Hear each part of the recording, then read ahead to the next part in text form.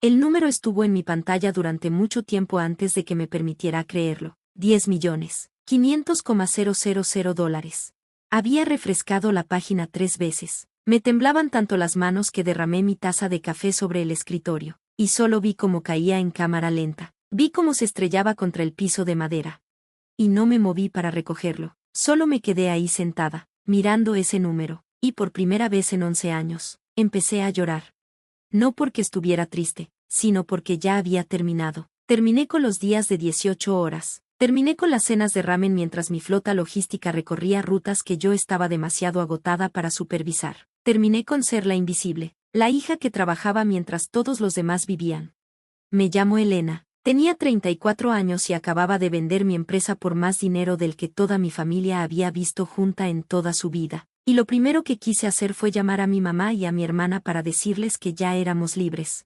Ese instinto, ese reflejo, es en lo que quiero que pongas atención, porque te dice todo sobre quién era yo antes de ese día, y todo sobre lo que estaba a punto de aprender. Tomé mi celular y empecé a marcar el número de mi mamá.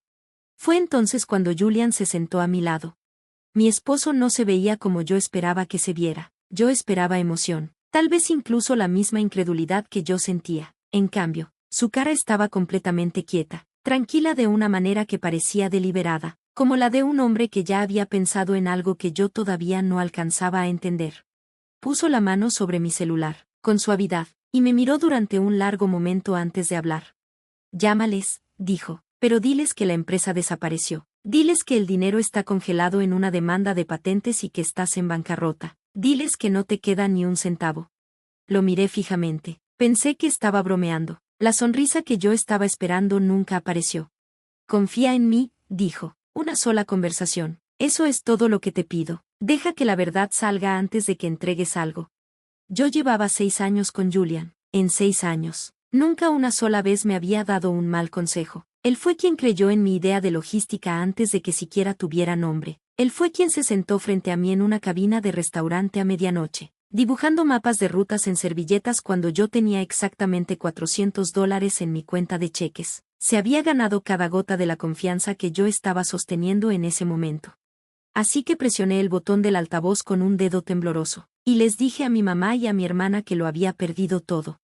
Lo que pasó después es la parte de esta historia que de verdad quiero que escuches, no solo los hechos, sino la sensación de ellos, la forma en que toda una vida de suposiciones puede desmoronarse en menos de 60 segundos.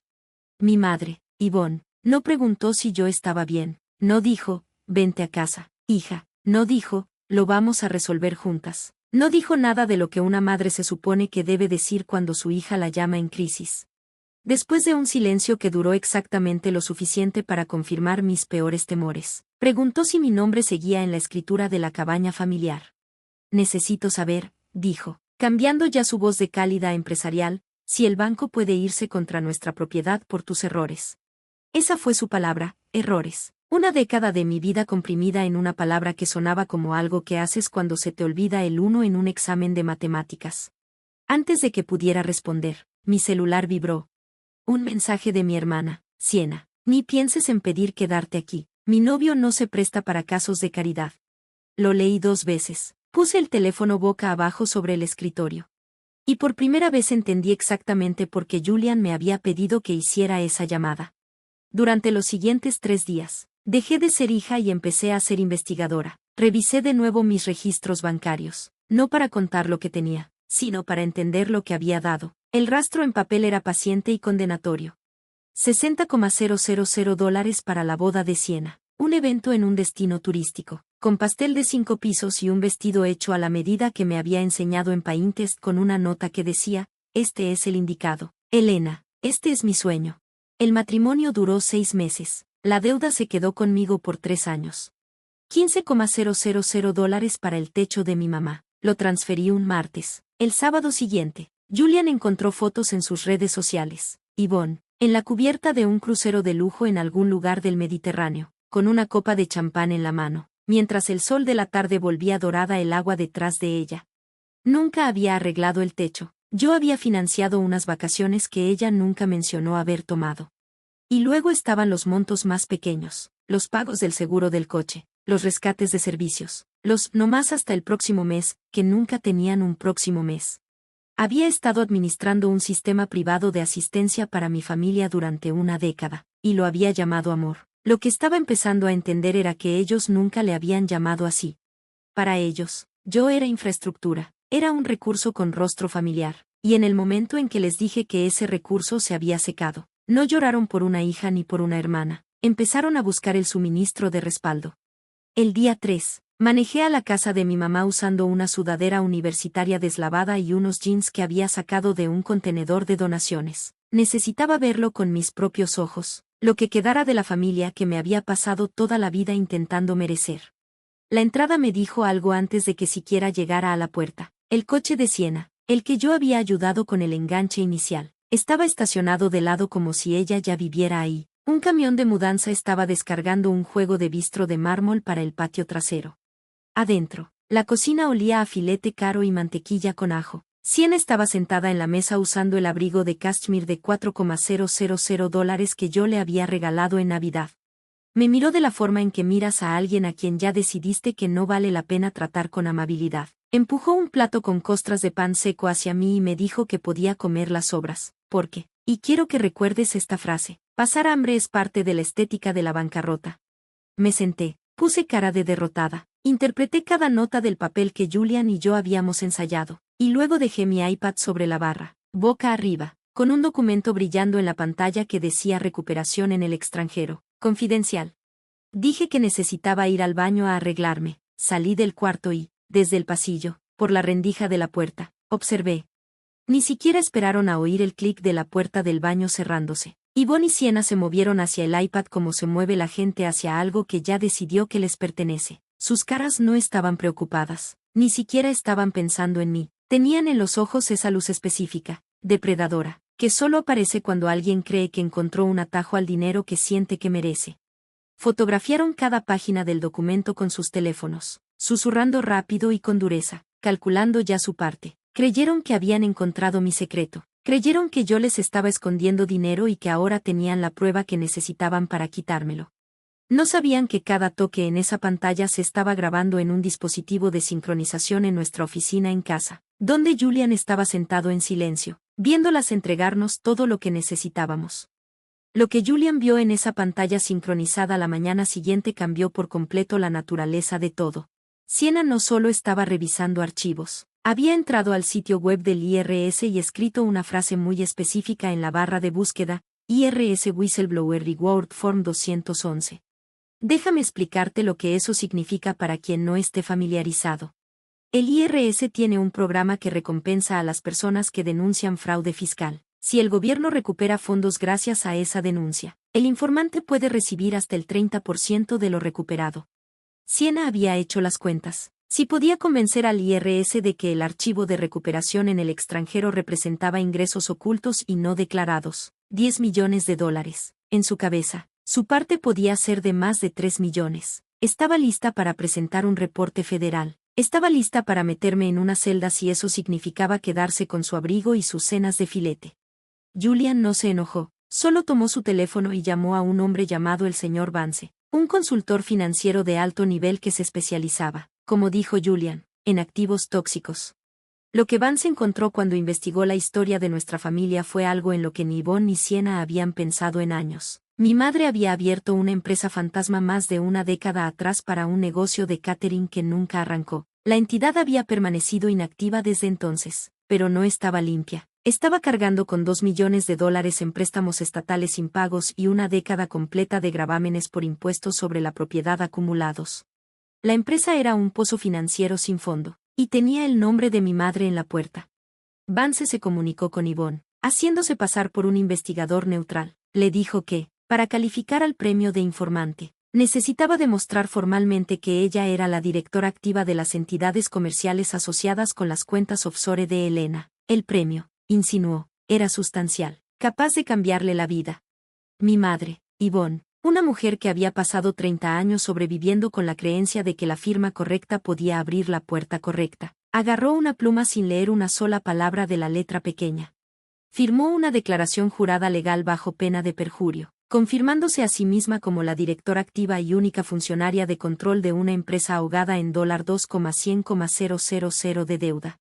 Pensó que se estaba metiendo en mi fortuna. En realidad, acababa de firmar la peor decisión financiera de su vida. 2 días después, Julian les envió a ambas un aviso formal. Se llevaría a cabo la distribución final de activos en una bodega privada. Usó exactamente el tipo de lenguaje frío y oficial que hace que la gente crea que está por recibir algo que ya le pertenece. Llegaron vestidas para la ocasión. Yvonne con sus mejores perlas, Sienna con un portafolios de diseñador bajo el brazo, como si fuera a un cierre de trato. Caminaron por ese pasillo como mujeres que ya habían decidido en qué se gastarían el dinero. Yo estaba al fondo del pasillo con Julian a mi lado, y junto a mí estaba el señor Henderson, un oficial senior de recuperación del banco. Yvonne pasó por alto por completo mi cara y le sonrió a Henderson. Le dijo que había venido a reclamar su interés en las tenencias en el extranjero que había reportado. Lo dijo como dices algo que has ensayado frente al espejo. Henderson no le devolvió la sonrisa. Sacó de su portafolio una gruesa pila de documentos legales con portada azul y le pidió a mi madre que confirmara la firma en la declaración jurada que había firmado 48 horas antes, la que decía, bajo juramento, que ella era la directora activa y la única funcionaria de control. Yvonne asintió con entusiasmo. Prácticamente brillaba. La expresión de Henderson no cambió. Le dijo que, al reactivar legalmente su estatus como directora, había asumido responsabilidad personal total por $2,100,000 en préstamos en incumplimiento y gravámenes por impuestos sobre la propiedad no pagados, con efecto inmediato. El silencio que siguió fue la cosa más ruidosa que he escuchado en mi vida. Vi cómo la mano de mi madre subía a su garganta. Vi cómo sus dedos se cerraban alrededor de sus perlas. Vi cómo la cara de Sienna pasaba de expectante a vacía a algo que solo puedo describir como el horror específico de darse cuenta de que el piso sobre el que estabas parada nunca fue firme. No habían encontrado mi fortuna, habían reclamado mi deuda, y el banco ya estaba procediendo a liquidar. 48 horas después, llegué por última vez a la casa familiar. Habían clavado una señal de ejecución hipotecaria en el jardín delantero, con sus letras rojas. Stark contra los arbustos que yo había pagado para que un equipo de jardinería mantuviera durante casi una década. Sienna estaba sentada sobre una caja de mudanza en medio del vestíbulo. Su abrigo de cashmere colgaba de sus hombros como algo que ya se había rendido. Extendió la mano cuando me vio, me pidió un préstamo. Solo $10,000, dijo, solo lo suficiente para que pudieran rentar algo. La miré durante un largo momento. Estoy en bancarrota, ¿te acuerdas? Dije, yo no presto caridad. Pasé junto a ella rumbo a la cocina. Mi madre estaba de pie junto al fregadero, de espaldas a mí, mirando una pared que antes mostraba su porcelana fina. No se volteó. Dijo que no podía creer que yo le hiciera eso a su propia sangre. No discutí. No le expliqué la declaración jurada ni los $2 millones ni nada de eso. Simplemente metí la mano en el pequeño frasco de cerámica que había sobre la barra y saqué la única cosa en esa casa que de verdad me había pertenecido alguna vez. El viejo reloj de plata de mi abuela, el que me había puesto en la mano cuando yo tenía 9 años y me dijo que el tiempo era lo único en la vida que nadie podía quitarte. Antes de irme, caminé hacia el patio trasero. El perro de mi madre, Buster, un golden retriever de 12 años con el hocico gris y unos ojos suaves y nublados, estaba amarrado a la baranda del porche, quejándose bajito por todo el caos a su alrededor. Sabía que Yvonne no había hecho arreglos para él. Era otro cabo suelto en una vida que se estaba desmantelando rápidamente. Le desaté la correa y lo llevé a mi coche, donde me esperaba mi vecina, la señora Gabel. Le entregué su cobija y un cheque de $5,000 sacado de una cuenta empresarial a la que ninguna orden judicial podría llegar, suficiente para cubrir su cuidado por el resto de su vida.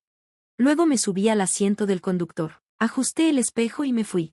Los documentos finales del tribunal llegaron un martes por la mañana. 3 meses después, Yvonne fue sentenciada a 4 años en una prisión estatal, una condena basada en la asunción fraudulenta de deudas y en el intento de fraude fiscal que ella tan ansiosamente intentó colgarme a mí. El tribunal ordenó una reparación de $2,142,000. Sin activos restantes, el banco se quedó con todo, la cabaña, los vehículos, las joyas que yo le había regalado por su cumpleaños número 50. Sienna evitó la cárcel, pero quedó inhabilitada para ocupar cualquier puesto fiduciario durante 15 años. Su reputación profesional en el mundo financiero quedó acabada antes de haber empezado de verdad. La última vez que supe de ella, estaba trabajando en una tintorería a 3 pueblos de distancia, todavía diciéndole a la gente que yo le había robado su vida. 3 meses después de la sentencia, recibí una carta en papel legal amarillo. La letra era apretada e irregular. Yvonne había escrito para decirme que la comida le estaba haciendo daño y que, como madre, merecía una segunda oportunidad. Dijo que lo había hecho todo por la familia, para asegurar un futuro para sus 2 hijas. La leí una vez, luego caminé hacia la trituradora de papel, la metí ahí y vi cómo se convertía en confeti. No sentí enojo, no sentí esa vieja presión caliente en el pecho que me había seguido durante casi toda mi vida adulta. Sentí algo más callado y mucho más permanente. No sentí nada, y he aprendido que no sentir nada no es vacío, es libertad. Estoy escribiendo esto desde mi oficina, a 60 pisos sobre la ciudad. El vidrio está frío contra mi mano, y el horizonte se extiende en todas direcciones. Todas esas luces, toda esa gente moviéndose hacia cosas que creen que por fin los harán sentirse suficientes. Yo solía ser una de ellas. Solía creer que, si cerraba un logro más, si enviaba un pago más, si aparecía una vez más, mi madre por fin me vería y vería a una hija, no a un depósito. Julian está al otro lado de la habitación en este momento, revisando un nuevo contrato. Tiene el ceño fruncido de esa manera particular que significa que encontró algo que vale la pena cuestionar. Levanta la vista y me encuentra con la mirada, me guiña un ojo, 6 años, y eso todavía me hace lo mismo en el pecho. Esa es mi familia. La persona que se sentó frente a mí en un restaurante a medianoche, dibujando mapas de rutas en servilletas, cuando lo único que tenía era una idea y $400. La persona que puso su mano sobre mi celular y me pidió que confiara en él porque ya sabía lo que yo apenas empezaba a sospechar. La sangre es un hecho biológico, no es un contrato moral, no le debes tu paz, tus ganancias ni tu alma a las personas que te criaron si esas personas pasaron toda tu vida tratando tu éxito como un recurso que se creen con derecho a explotar. Si te da miedo decirle a alguien que lo has perdido todo, ese miedo no es debilidad, ese miedo es información, te está diciendo que ya sabes, en algún lugar debajo de toda la esperanza que has estado cargando, que esa persona no está ahí para ti. La codicia no necesita tu ayuda para destruirse sola. Mi madre y mi hermana no me necesitaban para arruinarlas, ellas solas lo hicieron. En el momento en que decidieron que fotografiar un documento en mi cocina valía más que la relación que podríamos haber tenido. Y por último, tienes derecho a irte, tienes derecho a construir algo hermoso sin su permiso, sin su bendición y sin su presencia. Me llamo Elena, tengo $10 millones en el banco, un esposo que siempre me ha visto con claridad y el reloj de plata de mi abuela en la muñeca, marcando la hora perfecta. Por primera vez en 34 años, voy camino a una vida que es completamente, inconfundiblemente mía. Gracias por ver, amigos. ¿Qué opinan de esta historia? Compartan su opinión en los comentarios. ¿Quieren más historias como esta? No olviden suscribirse a Mari Pavek Stories y activar la campanita para no perderse ningún video. Nos vemos en el próximo video.